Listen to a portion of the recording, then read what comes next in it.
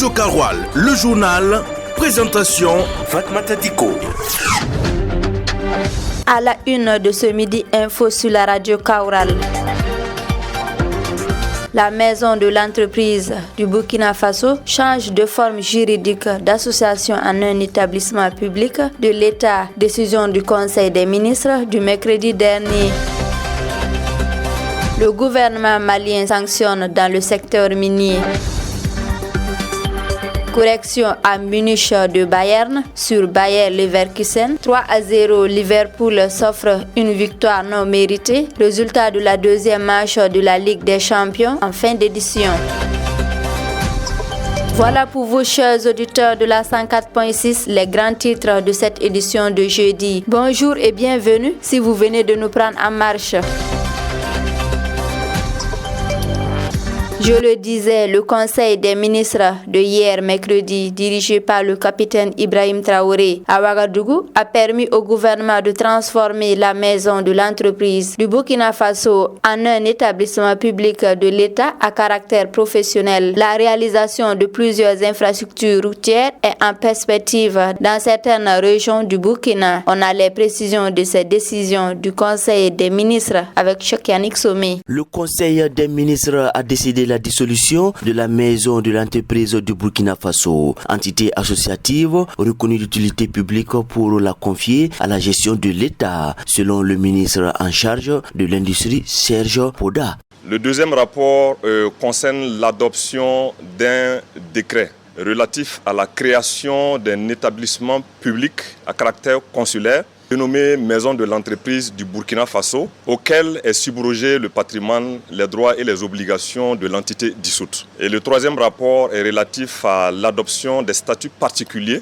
de la nouvelle entité créée. S'inscrivant dans la dynamique de la refondation de l'État, la maison de l'entreprise appartenant à l'État désormais comporte des innovations.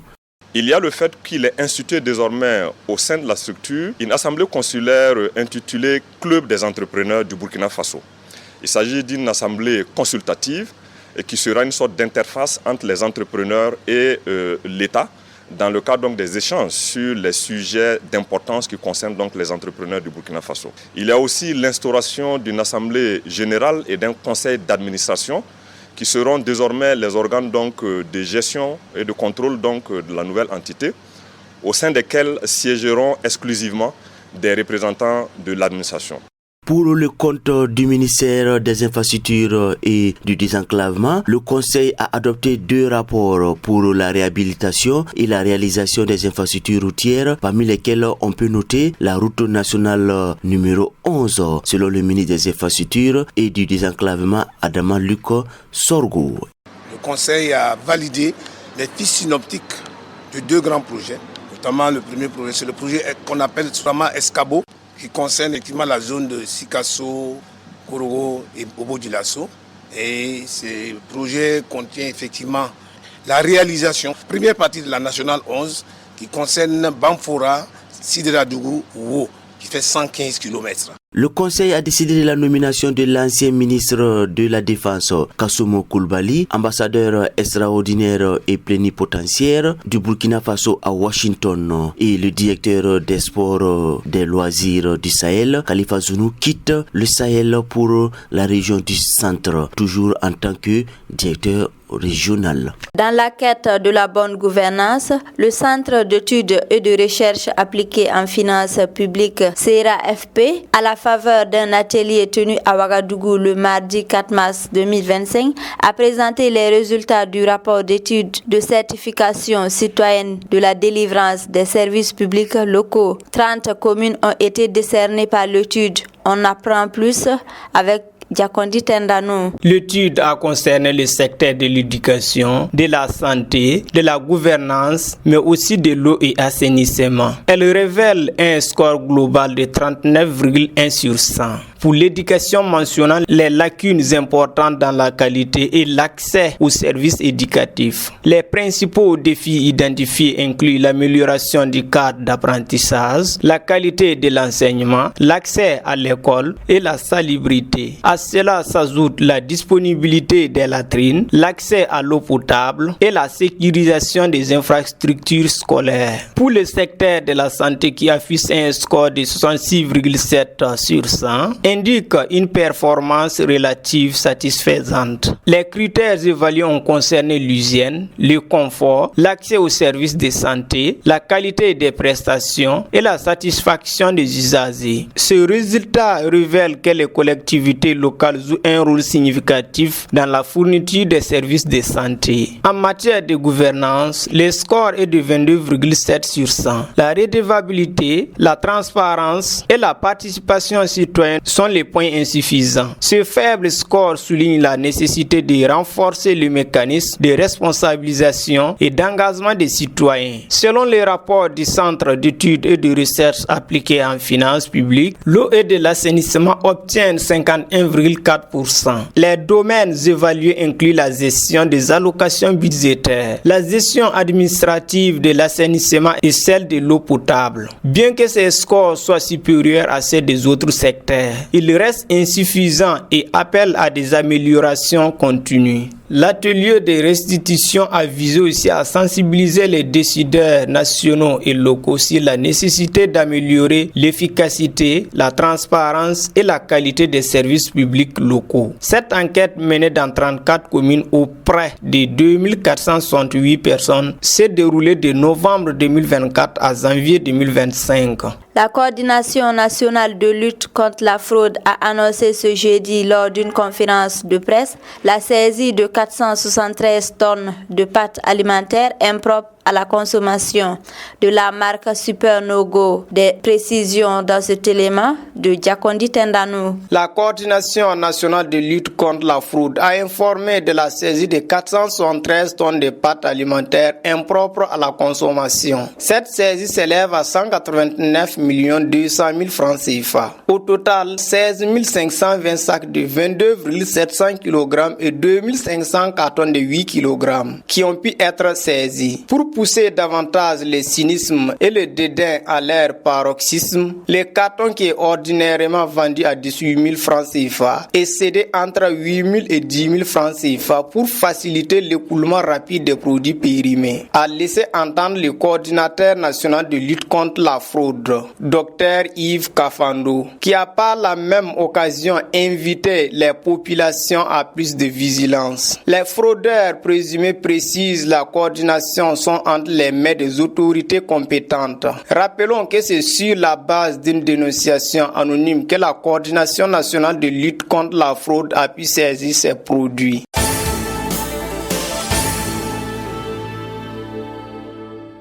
Au Mali, les incidents surviennent à Kokoyo le 29 janvier 2025 avec 10 personnes mortes dans l'effondrement d'une mine d'or artisanale et à Bilalikoto le 14 février 2025 avec 46 morts ne sont toujours pas passés inaperçus devant les autorités. Le mercredi 5 mars, des mesures ont été prises en Conseil des ministres affectant la société chinoise affectée. Des détails avec Mamoudou Diallo. Le président de la transition, le général Assimi Goïta, a ordonné une action gouvernementale immédiate pour prévenir de telles catastrophes. La suspension immédiate par les responsables des collectivités territoriales des permis d'exploitation des mines artisanales octroyés à des personnes de nationalité étrangère. Ces mesures disciplinaires prises touchent les Chinois présents dans l'orpaillage semi-artisanal dans le pays. L'abrogation des actes de nomination des responsables administratifs directement impliqués dans la surveillance des incidents vise à mettre fin à la possibilité de transactions dans le domaine environnemental, faciliter la récupération des équipements utilisés dans l'orpaillage illégal afin de les intégrer au patrimoine de l'État au lancement de la procédure de dissolution du conseil municipal de Dabia. Selon Bamako, ces mesures visent à éradiquer les pratiques illégales et dangereuses dans le secteur d'orpaillage. Par ailleurs, ces décisions devraient permettre de garantir la sécurité des travailleurs, de protéger l'environnement et de promouvoir une exploitation minière responsable. Foot, basket, handball, judo, cyclisme, le sport.